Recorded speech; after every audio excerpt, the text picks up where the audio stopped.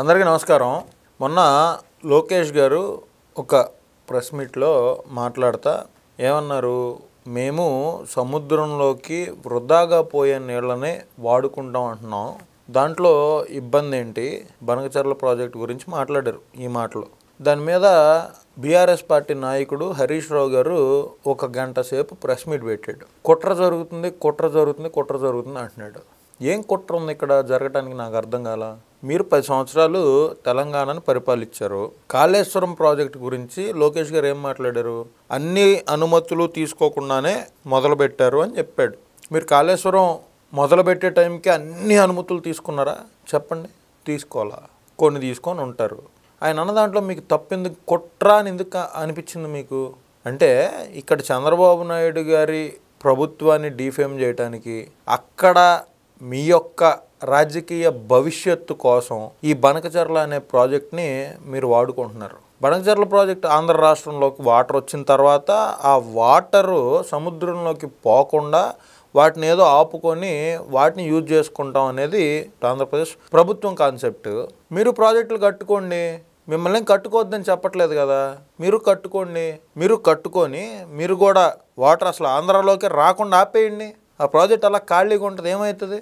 మీ దగ్గర ఎక్కువైపోయి గోదావరిలో వరద వచ్చిన రోజు మీరు ఎప్పుడో కిందకు వదిలినప్పుడు మేము వాడుకుంటాం అంటున్నాం. దాంట్లో తప్పేంటి అంటున్నా. కేవలం 0 పార్లమెంట్ సీట్లు వచ్చినాయి, రేపు స్థానిక సంస్థల ఎన్నికలు వస్తున్నాయి, అధికారం పోయింది, సెంటిమెంట్ రాజకీయాలు ఇన్నాళ్ళు చేశారు. అది జనానికి అర్థమైంది. మిమ్మల్ని ఇంట్లో కూర్చోబెట్టారు, ఇంకో పార్టీని అక్కడ గెలిపించుకున్నారు. మీరందరూ ఇప్పుడు రాజకీయ నిరుద్యోగులు అయిపోయారు. నువ్వు, కేటీఆర్, కేసీఆర్, కవిత అండ్ సోకాల్డ్ ఆ బీఆర్ఎస్ పార్టీ నాయకులు అందరూ. ఈరోజు నువ్వు లోకేష్ గారిని విమర్శిస్తా, ఆయన ఏమన్నా అన్నదాంట్లో తప్పేంటో చెప్పమను, ఎవరైనా చెప్పండి. మీరు చేసిన కుట్రలు చాలు. జగన్మోహన్ రెడ్డితో కలిసి ఆంధ్ర రాష్ట్రాన్ని నాశనం చేయడానికి 5 సంవత్సరాల టైం మీరు బాగా స్పేర్ చేశారు. ఆంధ్రాకు ఒక కంపెనీ రానియకుండా జగన్మోహన్ రెడ్డి అనే వ్యక్తిని మీ గుప్పెట్లో పెట్టుకొని ఆంధ్ర రాష్ట్రాన్ని నాశనం చేసి మీ అవినీతి సొమ్ముతోటి మీరు ఎక్కడెక్కడ ఏమేం చేశారో అన్నీ తొందరలోనే బయటకు వస్తాయి. హరీష్ రావు గారు అరే మాట్లాడితే కుట్ర చేస్తుంది. ఏం కుట్ర చేశారు?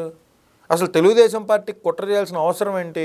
తెలుగుదేశం పార్టీ పుట్టిన దగ్గర నుంచి తెలంగాణకి ఏమీ చేయలేదని చెప్పు నువ్వు. కేసీఆర్ ఏం మాట్లాడాడో చంద్రబాబు నాయుడు గురించి వీడియోలు ఏమంటావా? హైదరాబాద్ అభివృద్ధిలో, పర్టికులర్గా సైబరాబాద్ అభివృద్ధిలో మీరు అవునన్నా కాదన్నా చంద్రబాబు నాయుడు గారి పాత్ర లేదా?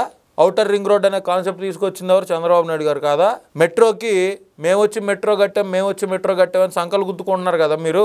ఈ మెట్రోకి అప్పుడే ఆలోచన చేసింది ఎవరు? చంద్రబాబు నాయుడు గారు కాదా? హైటెక్ సిటీని కట్టి అప్పుడు ఏమన్నారు మీరు? వైఎస్ఆర్ కాంగ్రెస్ పార్టీ ఎవరైతే ఇప్పుడు మీరు దోస్తానా చేస్తున్నారు కదా, ఎవరు?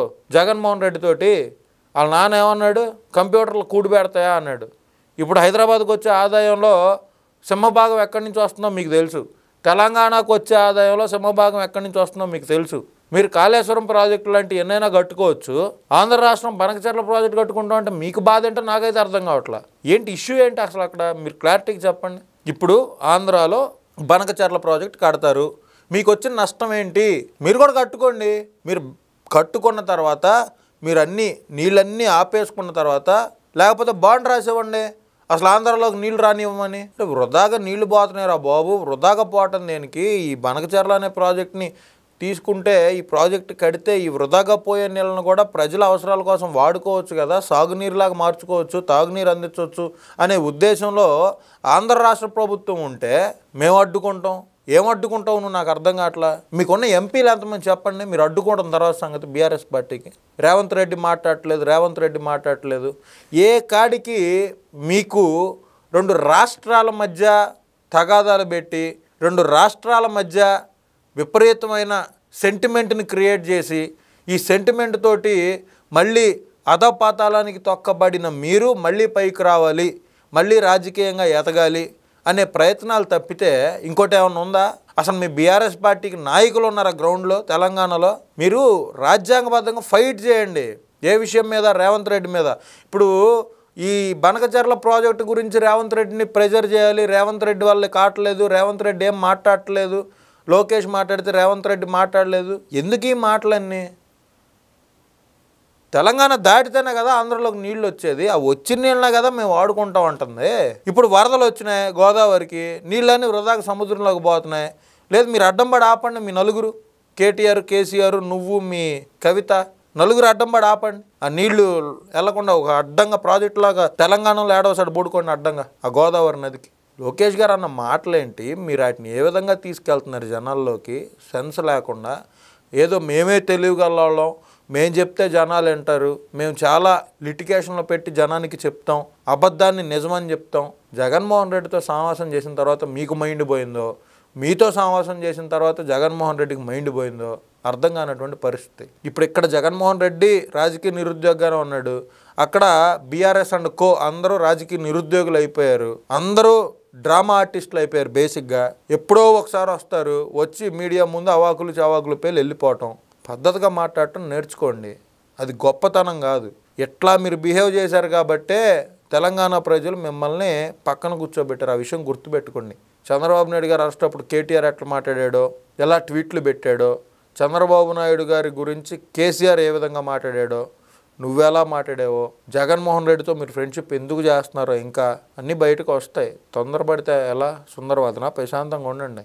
అసలు ఆంధ్ర లిక్కర్ స్కామ్లో కూడా మీ పార్టీకి సంబంధించిన నాయకురాళ్ల ఇన్వాల్వ్మెంట్ ఉందనేది మా అభిప్రాయం. ఆ టైం కూడా వస్తుంది. ఎందుకు బయటికి పూర్తిగా నిజాలు వెల్లడైతే బయటకు వస్తాయి. వీటి నుంచి కప్పించుకోవడానికి జగన్మోహన్ రెడ్డి మీద మీకు ఇంకా సాఫ్ట్ కార్నర్ ఉంది, జగన్మోహన్ రెడ్డి మళ్ళీ ముఖ్యమంత్రి అవ్వాలని మీకు ఉంది. కాబట్టి మీరు రేవంత్ రెడ్డిని డైరెక్ట్గా ఎదుర్కోలేక, రేవంత్ రెడ్డి పరిపాలన మీద మీరు ఎటువంటి ప్రచారం చేయలేక, విష ప్రచారం చేయలేక, గ్రామాల్లో ఏం జరుగుతుందో కూడా మీకు తెలియక, ఇట్లా అసలు ఇంకా మొదలే కాని బనకచర్ల మీద విష ప్రచారం చేసి రేవంత్ రెడ్డిని కార్నర్ చేసే ప్రయత్నం చేస్తున్నారు. అదే సమయంలో ఆంధ్ర రాష్ట్ర నాయకుల మీద మీరు తప్పుడు స్టేట్మెంట్లు ఇస్తున్నారు. అది మంచి పద్ధతి కాదు. మీరు నిజంగా గ్రౌండ్లోకి వెళ్ళండి, తిరగండి, జనాల్లో ఉన్న సమస్యలు ఏంటో మీరు అసెంబ్లీ సాక్షిగా తెలియజేయండి మీ ప్రభుత్వానికి. అంతేగాని ఇక్కడ మావోడు ఎట్టాగో మాజీ ముఖ్యమంత్రి కనీసం అసెంబ్లీకి రావడానికి కూడా భయపడుతున్నాడు ఆ 11 మందిని వేసుకొని. మీరు అసెంబ్లీకి వెళ్తున్నారు కదా, అక్కడేదో మాట్లాడుకోండి. అంతేగాని ఏమీ లేని దగ్గర బనకచర్ల ఇంకా స్టార్టే అవ్వాలా, అయిద్దేమో ఫ్యూచర్లో. పర్మిషన్లన్నీ వచ్చిన తర్వాతే కడతారేమో, అప్పుడేం ఆపుతావు నువ్వు 0 ఎంపీలు వేసుకొని? తప్పు, అలా మాట్లాడొద్దు హరీష్ రావు గారు. పద్ధతులు నేర్చుకోండి. మీరు ఎప్పటి నుంచో రాజకీయాల్లో ఉన్నారు, ఎప్పటి నుంచో సీనియర్ నాయకుడు మీరు లోకేష్ గారిని కార్నర్ చేసి మాట్లాడడం తప్పది. ఓకే, అవునుంటే మీ ప్రజలు గెలిపించిన ఎంపీలు ఉన్నారు, మీ ప్రజలు గెలిపించిన ఎమ్మెల్యేలు ఉన్నారు, ఆ చట్టసభలు ఉన్నాయి, వాటిలో మాట్లాడుకోండి. బహిరంగ విమర్శలు చేస్తే ఊరుకోవడానికి ఎవ్వరు సిద్ధంగా ఉండరు ఇక్కడ. నమస్తే.